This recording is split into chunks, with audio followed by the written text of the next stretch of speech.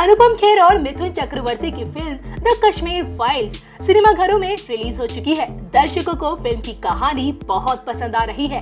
Film में 90 के दशक में कश्मीरी पंडितों को घर से बेघर करने की कहानी को दर्शाया गया है। वैसे तो जम्मू कश्मीर में आतंकवाद से जुड़ी कई फिल्में अब तक आ चुकी हैं, लेकिन अब एक ऐसी फिल्म आई है जिसमें दिखाया गया है कि कैसे आतंकवादियों ने कश्मीरी पंडितों को उनके घरों से भागने के लिए मजबूर कर दिया था। इस फिल्म को विवेक अग्निहोत्री ने डायरेक्ट किया है और फिल्म के ट्रेलर से ही इस बात की जानकारी मिल गई थी कि मिथुन चक्रवर्ती, अनुपम खेर, दर्शन कुमार और पल्लवी जोशी जैसे बड़े कलाकारों ने बहुत ही शानदार एक्टिंग की है। अब बात करते हैं इस फिल्म के पहले दिन के कलेक्शन की। इस फिल्म को इंडिया में बहुत ही लिमिटेड 700 स्क्रीन पर रिलीज किया गया है, जिसके बाद भी पहले दिन फिल्म ने ताबड़तोड़ 3 करोड़ 55 लाख रुपए की कमाई की है।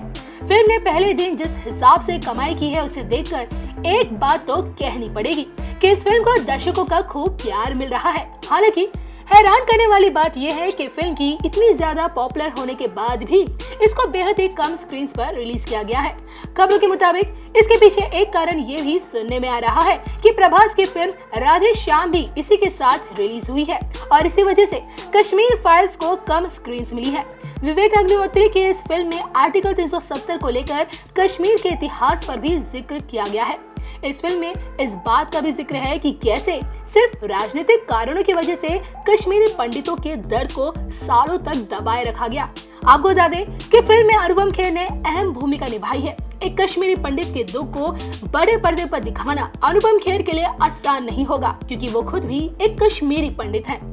विवेक अग्निहोत्री के डायरेक्शन में बनी इस फिल्म को बॉलीवुड के कई बड़ी बड़ी हस्तियों ने नाकाम करने की भी कोशिश की है। विवेक अग्निहोत्री ने इस बात का खुलासा किया है कि उनकी फिल्म को नाकाम बनाने के लिए कई बड़े बड़े लोग लगे हुए हैं, लेकिन जिस तरह से फिल्म को दर्शकों और क्रिटिक्स का प्यार मिला है उसे देखकर हर कोई हैरान रह गया है।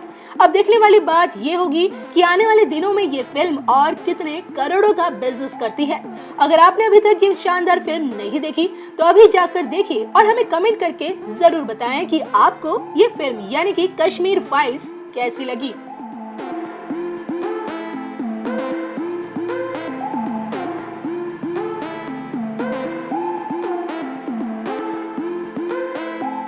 हमें कल्चर जोड़ता है। कैसे आप कहीं और से हैं, मैं कहीं और से हूँ, आप कहीं और से हैं, लेकिन जब हम खाना खाने बैठते हैं तो हम एक हो जाते हैं।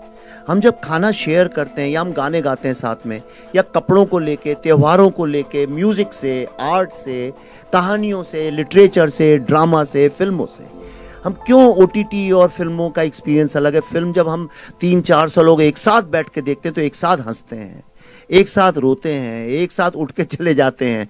तो ये कल्चर जो है वो इंसान को जोड़ता है। अब एक बहुत बड़ी समस्या ये हो गई कि कश्मीर में आज कल्चर के नाम पे कुछ बचा नहीं है। एक मोनोटोनिक चीज है, कोई डाइवर्सिटी। कश्मीर इतना डाइवर्स था, भारत से जगह जगह से, केरला से, बंगाल से, सब जगह से लोग वहां गए थे और वहां रिसर्च करके सब अल्टीमेटली पंडित, जिनको आज बोलते हैं पंडित मतलब the highest intellectuals and the scholars of a subject, तो वहां पे पंडितों का एक समूह बना और वो इंडिया का जितना भी रिसर्च है 90% से ज्यादा जो इंडिया का रिसर्च है सारा वहां हुआ। इतनी डाइवर्सिटी थी। आज डाइवर्सिटी नहीं है, जीरो डाइवर्सिटी है। वहाँ म्यूजिक नहीं है, आर्ट नहीं है, लिटरेचर नहीं, खाने में डाइवर्सिटी नहीं है। मैंने खाने के बारे में एक ट्वीट किया था, मैं वेजिटेरियन हूँ तो नहीं मिल रहा था, तो मैंने कहा भाई अब नया जो कश्मीर बन रहा है इसमें वेजिटेरियन खाना भी मिलना चाहिए। तो उन्होंने फतवा इशू कर दिया मेरे नाम पे। उन्होंने कहा आप कौन होते हैं हमारे खाने के बारे में बोलने वाले। और अल्टीमेटली 20-30 सिक्योरिटी के साथ हमें कश्मीर से वापस आना पड़ा। तो ना डाइवर्सिटी है, कुछ भी नहीं है। ये जो फिल्म है जैसा आप सोच रहे होंगे शायद वैसी ना निकले, क्योंकि ये फिल्म एक बहुत ही अलग तरह के थॉट की है और ये इस बात पे एम्फेसिस देती है कि आप आपसी मतभेदों के साथ रह सकते हैं, आप झगड़ा करके मारपीट करके भी साथ में रह सकते हैं। कितने लोग हैं पड़ोसियों के झगड़े हो जाते हैं। आप दिल्ली में तो मैं रहता था तो 24 घंटे मैं देखता था ऊपर नीचे, फर्स्ट फ्लोर सेकंड फ्लोर में बरसाती वालों का ग्राउंड फ्लोर से झगड़ा होता, फिर 2-4 घंटे के बाद फिर हो जाते थे, फिर साथ में लोहड़ी का त्योहार और कोई साथ में मनाते थे। वो सब क्योंकि फिर साथ में जैसे गाना गाने लगे, अंताक्षरी हुई, एक फिर से दोस्त हो गए। आपकी शादी हुई, मैं चला गया, फिर दोस्त हो गए। लेकिन जब ऐसा कुछ भी नहीं है, सिर्फ एक खालीपन, विरावान सा है, और हम लोग भी जो जाते हैं हम जाते हैं डल लेक पे सेल्फी खींचते हैं, गुलमर्ग में वापस चले आते हैं, हमें कुछ पता चलता नहीं है। यानी डाइवर्सिटी एक बहुत ही देखिए डेंजरस सिचुएशन ये है कि मैं आपको एक छोटा सा किस्सा बताता हूं, उससे आपको सब समझ में आ जाएगा। मैं किसी भी रिलीजन के अगेंस्ट नहीं हूं, क्योंकि मैं खुद ही किसी रिलीजन पे ज्यादा नहीं मानता। मैं गर्व से एक हिंदू कल्चर, हिंदू फिलॉसफी, क्योंकि बचपन से मैंने देखा है, सीखा है, और वो मुझे जीने का एक सहारा देती है। लेकिन आप क्या प्रैक्टिस करते हैं, क्या नहीं करते हैं, मैं उसकी उतना आदर करता हूं, मुझे उससे कोई आपत्ति नहीं है। और मैं जानता हूं कि मुझसे अलग लोग इस दुनिया में रहते हैं।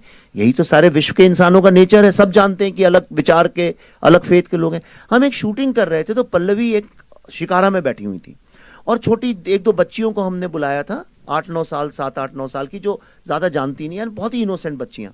वो पल्लवी के दोनों तरफ बैठी थी। तो हम कैमरा जब शिफ्ट कर रहे थे, उदय जी हमारे डीओपी सर हैं यहाँ पे, और तो एक बच्ची, शायद 1 बजा होगा, दोपहर का नमाज का टाइम था, पल्लवी से उसने बोला आप नमाज पढ़ने नहीं जाएंगी? तो पल्लवी ने बोला नहीं, मैं तो नहीं जाऊंगी।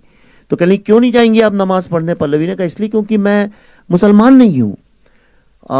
तो कहने लगी अरे ऐसा कैसे हो सकता है, आप कहीं नहीं जाती नमाज पढ़ने? पल्लवी ने कहा नहीं, देखो ऐसा है, मैं हिंदू हूं इसलिए मैं नमाज नहीं पढ़ती हूं। कहने लगी तो क्या हुआ, नमाज तो हर कोई पढ़ता है।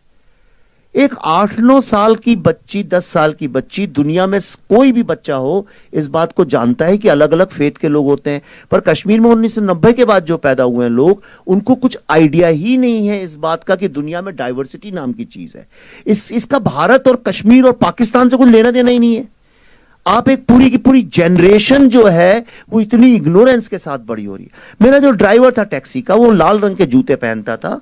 तो मैंने उससे एक दिन शूटिंग के दौरान यही पूछा, वो बड़े अजीब से लंबे लंबे रेड बूट्स थे, तो मुझे थोड़ा अजीब भी लगते थे, चमकते हुए लाल। तो मैंने उससे ऐसे ही चिढ़ाते हुए बोला, क्यों भाई बड़े अच्छे जूते पहन रखे हैं, कहाँ थाईलैंड से लाए हो, फॉरेन से लाए हो? कहता हाँ। तो मैं सोचा शायद थाईलैंड का नाम लेगा, 20-25 हजार रुपए के टिकट में कोई भी चला जाता है आजकल थाईलैंड वगैरह। तो मैंने बोला थाईलैंड से? वो बोला नहीं, दिल्ली से। इंडिया भी नहीं बोला उसने, दिल्ली से। और मैं यकीन से कह सकता हूं, थोड़ी तो मैं भी समझ रखता हूं इंसान की, मैं आपको गारंटी से कह सकता हूं उसने जिस इनोसेंस से बोला था, उसको आइडिया ही नहीं था इस बात का कि वो जो कह रहा है वो गलत है। तो ये जो हमने क्रिएट कर दिया, ये फिल्म यही आपको बताएगी कि क्या होता है जब आप एक सोल को खत्म कर दें, कल्चर को, आर्ट, म्यूजिक, लिटरेचर, आर्किटेक्चर, इन सब चीजों को खत्म कर दें, तो वो किसका लॉस है? क्या वो कश्मीर का लॉस है? क्या वो हिंदू मुस्लिम का लॉस है? क्या वो भारत का लॉस है? या पूरी ह्यूमैनिटी का है? अगर कोई आज सिलिकॉन वैली को जाकर डिस्ट्रॉय कर दे तो किसका लॉस है? वो आपका और हमारा भी तो लॉस है। लेकिन हम तब तक उसको अपना लॉस और डेंजर नहीं समझते जब तक वो गोरेगांव या बोरीवली तक आके वो खड़ा ना हो जाए आपके सामने, या दिल्ली में गुड़गांव या फरीदाबाद तक ना आ जाए। हमारे तो किसी और का प्रॉब्लम है, देख लेंगे। पर ये फिल्म देखने के बाद अपने जीवन में मैं गारंटी करता हूं आप कभी ऐसा नहीं सोच पाएंगे। So be prepared before you see this.